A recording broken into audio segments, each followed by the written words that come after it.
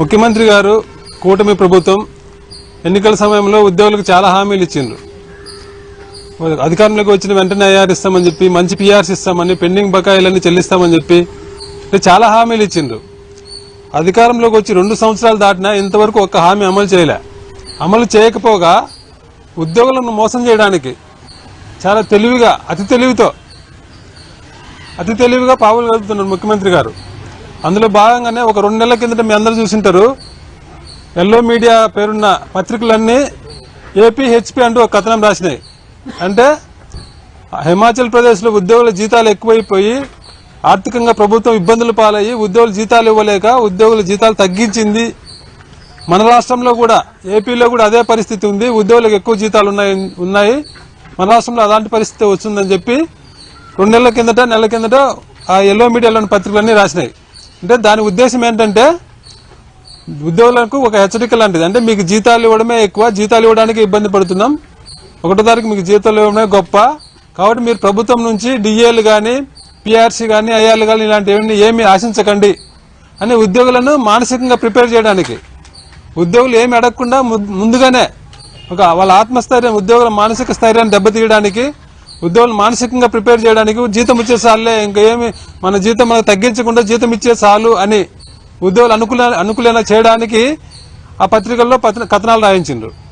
అందులో దాని కంటిన్యూషన్ గానే ముఖ్యమంత్రి గారు ఒక 2 రోజుల కిందట ప్రోగ్రెస్ రిపోర్ట్ అంటే ఒక వైట్ పేపర్ రిలీజ్ చేసిండ్రు. అందులో చెప్పినవన్నీ అబద్దాలే. మిగతా అంశాలన్నీ పక్కన పెడితే ఉద్యోగులకు సంబంధించి ఉద్యోగుల జీతాలు ఎక్కువైపోతున్నాయని చెప్పి మళ్ళీ, అంటే రాష్ట్రానికి వచ్చే ఆదాయం అంతా ఉద్యోగుల జీతాలకే పోతుంది అని చెప్పే ఉద్దేశం. అంటే ఆయన ఉద్దేశం ఏంటో అర్థం కావడంలే. మీకు జీతం ఇవ్వడమే ఎక్కువ, ఇంకా మేము ఏమి ఇవ్వమని ఇండైరెక్ట్గా చెప్పడానికే పెట్టిందా ఆ వైట్ పేపర్ రిలీజ్ చేసింది అనేది తెలియడంలే. ముఖ్యమంత్రి స్థాయిలో ఉండే వ్యక్తి అన్ని అబద్దాలతో అంత దిగజారి అబద్దాలు ఎలా చెప్తారో అర్థం కావడంలే.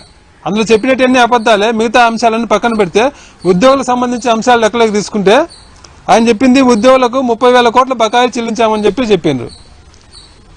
30,000 కోట్ల బకాయిలు చెల్లించారా? ముఖ్యమంత్రి గారు వాళ్ళ గుండెల మీద చేసుకుని నిజమేంటో చెప్పాలా. ప్రభుత్వం అధికారంలోకి వచ్చిన వెంటనే, కుటుంబ ప్రభుత్వం అధికారంలోకి వచ్చిన వెంటనే 2024 జూలైలో అప్పుడు ఒక వైట్ పేపర్ రిలీజ్ చేసిండ్రు. ఆ వైట్ పేపర్లో ప్రభుత్వం చాలా క్లియర్గా ఏం చెప్పింది, గత ప్రభుత్వం ఉద్యోగులకు రావాల్సినవన్నీ ఇవ్వకుండా ఇబ్బంది పెట్టి అన్ని పెండింగ్ పెట్టింది అని చెప్పి ఆ పెండింగ్ బకాయిలు 22,980 కోట్లు.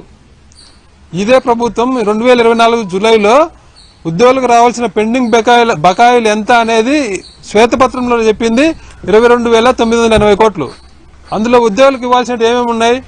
11 డిఏలకు సంబంధించిన అరియర్స్ ఉన్నాయి, సరెండర్ లీవ్లు 2022 నుంచి ఇవ్వాల్సిన సరెండర్ లీవ్లు ఉన్నాయి, పిఆర్సీ అరియర్స్ ఉన్నాయి. 22,000 కోట్లలో అధిక భాగం వీటికి సంబంధించినట్టువే. ఈ 22,000 కోట్లలో అధిక భాగం PRC arrears, DA arrears, surrender leave బిల్లులు అయితే ముఖ్యమంత్రి గారు చెప్పినట్టు 30,000 కోట్లు పేమెంట్ అయిపోయింటే ఉద్యోగుల బకాయిలన్నీ క్లియర్ అయిపోయి ఉండాలా. ఉద్యోగులకు 11 డిఏల బకాయిలు వచ్చేసి ఉండాలా, ఉద్యోగులకు పిఆర్సీ బకాయిలన్నీ ఇచ్చేసి ఉండాలా, ఉద్యోగుల సరెండర్ లీవ్ బకాయిలన్నీ ఇచ్చేసి ఉండాలా. అవన్నీ జరిగినాయా? ముఖ్యమంత్రి గారు చెప్పాలా. నేను మీడియా మిత్రులను కూడా అడుగుతున్నా, ఏ ఒక్క ఉద్యోగిని అడగండి మీరు. 11 డిఏలకు సంబంధించిన అరియర్స్ కానీ, పిఆర్సీ అరియర్స్ కానీ, సరెండర్ లీవ్ బిల్లులు కానీ ఒకటన్నా పే చేసినేం అడగండి. మీరు చేసింది నిజమే అయితే క్లియర్గా చెప్పండి.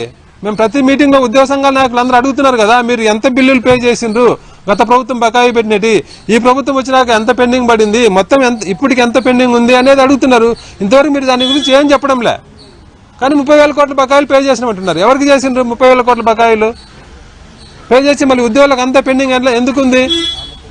ఈ రోజుకి నేను చెప్తున్నా మీ ద్వారా, అందుకే ఈ రోజు ఏమేమి జరిగిందనేది ఒక ఫ్యాక్ట్ పేపర్ రిలీజ్ చేస్తున్నా. ముఖ్యమంత్రి గారు చెప్పిన వైట్ పేపర్కు అబద్ధాలతో కూడింది అయితే, ఆ వైట్ పేపర్ అబద్ధాలతో కూడింది అయితే అందులో నిజమేంటి అనేది ఒక ఫ్యాక్ట్ పేపర్ ఈరోజు మీ ద్వారా నేను ప్రజలకు తెలియజేయాలనుకుంటున్నా. ఈ రోజుకి ఉద్యోగులకు రావాల్సిన బకాయిలు ఏంటంటే డిఏ బకాయిలకు సంబంధించి 11 డిఏలకు సంబంధించిన బకాయిలు పెండింగ్ ఉన్నాయి. ఇంకా విడుదల చేయాల్సిన, శాంక్షన్ చేయాల్సిన డిఏలు 5 ఉన్నాయి. 2020 ఏప్రిల్ నుంచి 2021 డిసెంబర్ వరకు 11 నెలలకు సంబంధించిన పిఆర్సీ బకాయిలు 11 పిఆర్సీ బకాయిలు 21 నెలలకు సంబంధించిన 11 పిఆర్సీ బకాయిలు ఉన్నాయి. 2022 నుంచి ఉద్యోగులకు ఎస్ఎల్ సరెండర్ లీవ్ పేమెంట్లు పెండింగ్ ఉన్నాయి. పోలీసులకు 6 సరెండర్ లీవ్ పేమెంట్లు పెండింగ్ ఉన్నాయి. పోలీసులకు 15 టీఏ బిల్లులు పెండింగ్ ఉన్నాయి. 12వ పిఆర్సీ 2023 జూలై నుంచి పెండింగ్ ఉంది. ఇవన్నీ లెక్కేసుకుంటే ప్రభుత్వం ఉద్యోగులకు ఇవ్వాల్సినవి 50,000 కోట్లు అవుతాయి. ఇది నేను ఒక్కడిని కాదు కదా, అన్ని ఉద్యోగ సంఘాల నాయకులు, మొన్న మాట్లాడిన వాళ్ళు, నిన్న మాట్లాడిన అందరు ఉద్యోగ సంఘాల నాయకులు 50,000 కోట్ల బకాయిలు ఉన్నాయని బల్లగుద్ది చెప్తుంటే ప్రభుత్వం ఎన్ని పట్టించుకోకుండా 30,000 కోట్లు పే చేసినామంటున్నారు. ఎవరికి పే చేసిండ్రు అంటే మీరు ఏం చేయదలుచుకున్నారు? పబ్లిక్ ఒక రాంగ్ ఇండికేషన్, ఉద్యోగుల మీద ఒక చెడు ప్రభావం కలగాలి అంటే ఎంత పే చేసినా ఉద్యోగులు ఇంకా 8,000 కోట్లు అంటున్నారు, ఎంత ఇచ్చినా ఉద్యోగులకు సరిపోదు అనే ఒక రాంగ్ ఇంప్రెషన్ ప్రజల్లో కల్పించడానికి ఉద్యోగుల మీద ఒక చులకన భావం ఏర్పడాలి. ఉద్యోగులు ఏదైనా ఉద్యోగం చేస్తే దానికి మద్దతు రాకుండా ప్రజల నుంచి, సమాజం నుంచి మద్దతు లేకుండా చేయడానికే కదా ఈ తప్పుడు ప్రచారం చేస్తున్నారు ముఖ్యమంత్రి గారు. ఆయన చెప్పిన దాంట్లో అన్ని అబద్ధాలు అయితే అందులో ఒక రెండు మాత్రం నిజం చెప్పిండ్రు. అందులో ఒకటి ఏంటంటే గత ముఖ్యమంత్రి జగన్మోహన్ రెడ్డి గారు ఉద్యోగుల కోసం ఎక్కువ ఖర్చు పెట్టిందని చెప్పి. ఆ 5 ఏళ్ల కాలంలో జగన్మోహన్ రెడ్డి గారు కూడా ఎప్పుడు చెప్పలే ఉద్యోగుల కోసం ఎక్కువ ఖర్చు పెట్టినా అని చెప్పి. కానీ ఇప్పుడు ముఖ్యమంత్రి గారు చెప్తున్నారు, ఎవరైతే గత ఎన్నికల్లో రెచ్చగొట్టి మిమ్మల్ని పట్టించుకోలేదు, మీకు ఏమి ఇవ్వకుండా అన్యాయం చేసిందని చెప్పి రెచ్చగొట్టిన ముఖ్యమంత్రి గారు ఈ రోజు ఏం చెప్తున్నారు? జగన్మోహన్ రెడ్డి గారు గత ప్రభుత్వం మీకు ఉద్యోగులకు, రాష్ట్ర ప్రభుత్వానికి వచ్చే ఆదాయం కంటే ఎక్కువ ఉద్యోగుల కోసం ఖర్చు పెట్టింది, ఉద్యోగులకు జీతాలకు ఎక్కువ ఖర్చు చేసిందని చెప్పి ఈరోజు చెప్తున్నాడు.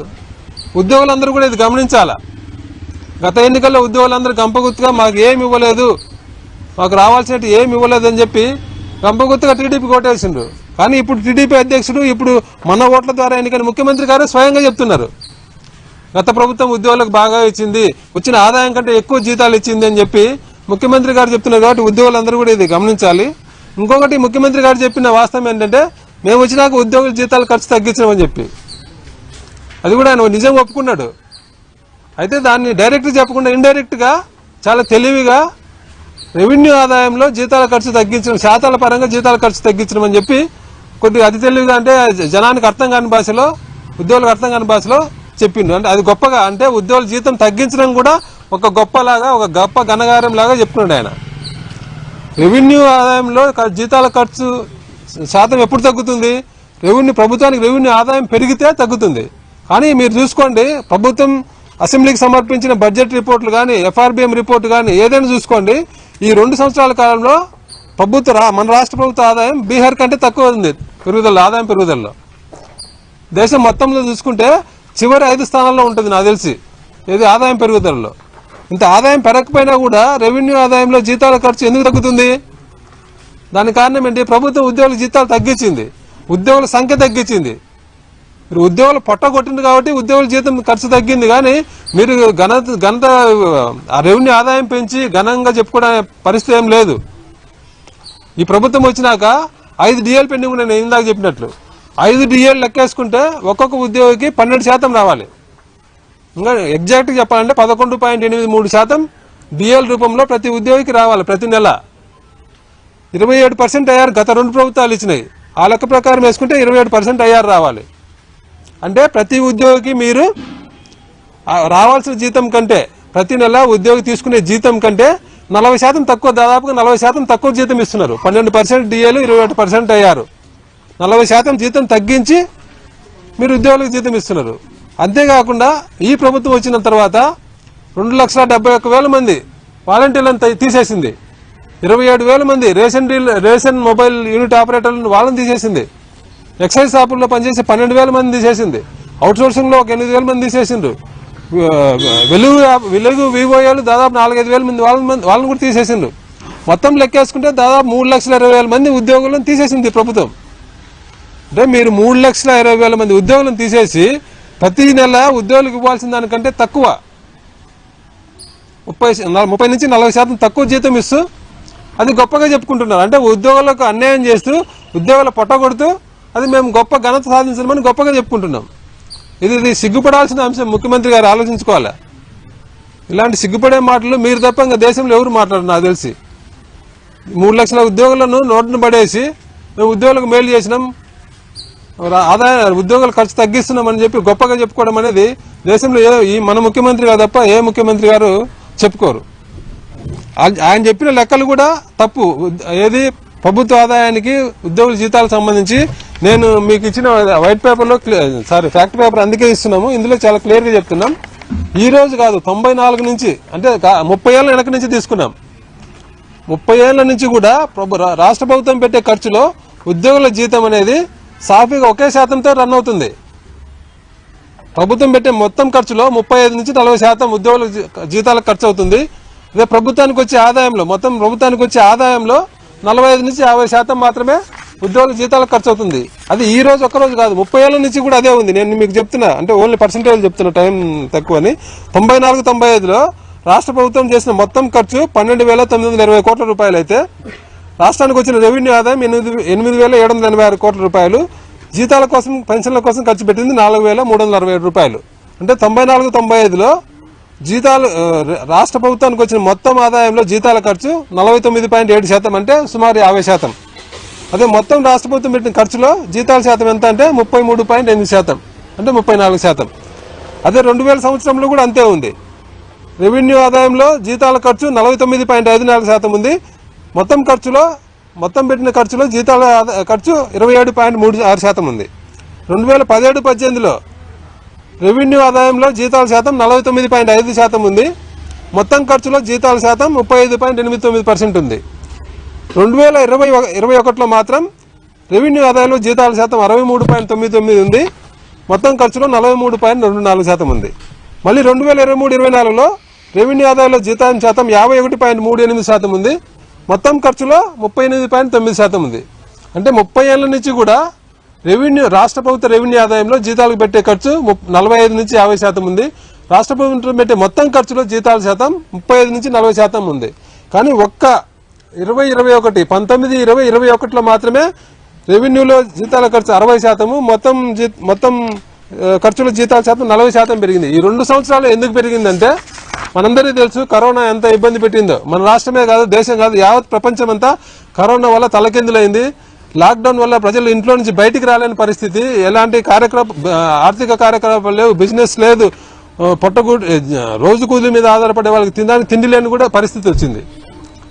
ఆ 2 సంవత్సరాలు ప్రభుత్వానికి ఆదాయం రూపాయి పరకపోగా తగ్గింది. ఒక పక్క జీతాల కోసం ప్రభుత్వం అదే టైంలో జీతాల కోసం ప్రభుత్వం 27% ఐఆర్ ఇచ్చింది. చూడండి, ఇప్పుడు ఈ ఉద్యోగులు కూడా గమనించాలి. ఇది అంత క్రైసిస్, అంత కష్టకాలంలో ప్రభుత్వ ఆదాయం పూర్తిగా పడిపోయి మరొక పక్క జీతాలు రోజు కూలీ మీద ఆధారపడి బతికే వాళ్లకు ప్రభుత్వం వివిధ రకాల సాయం చేయాల్సి వచ్చింది. అంటే వాళ్ళు పూట గడవడానికి ప్రభుత్వం సహాయం చేయాల్సిన పరిస్థితిలో, అంత క్లిష్ట పరిస్థితిలో కూడా ఆ రోజు ముఖ్యమంత్రి గారు ఉద్యోగులకు ఇచ్చిన మాట ప్రకారం 27% ఐఆర్ ఇచ్చి ఉద్యోగులకు జీతం ఇచ్చిండ్రు. దానివల్ల ఆ 2 సంవత్సరాల్లో రెవెన్యూ ఆదాయంలో 60% పెరిగింది. అంటే అంత కష్ట పరిస్థితుల్లో కూడా గత ముఖ్యమంత్రి గారు ఉద్యోగుల కోసం 27% ఐఆర్ ఇచ్చి 23% ఫిట్మెంట్తో పీఆర్సీ అమలు చేసిండ్రు. నేను ఉద్యోగులందరినీ అడుగుతున్నా, ఆ కష్ట సమయంలో ఈ ముఖ్యమంత్రి గారు చంద్రబాబు నాయుడు గారు ముఖ్యమంత్రిగా ఉంటే మనకు పీఆర్సీ వచ్చేదా, మనకు ఐఆర్ వచ్చేదా, పీఆర్సీ వచ్చేదా? ప్రతి ఉద్యోగి గుండె మీద చేసుకొని చెప్పాలా. అంత కష్టకాలంలో కూడా ముఖ్యమంత్రి జగన్మోహన్ రెడ్డి గారు మంచి చేసిండ్రు ఉద్యోగులకు. కానీ ఇప్పుడు ఈరోజు ఏం జరుగుతుంది?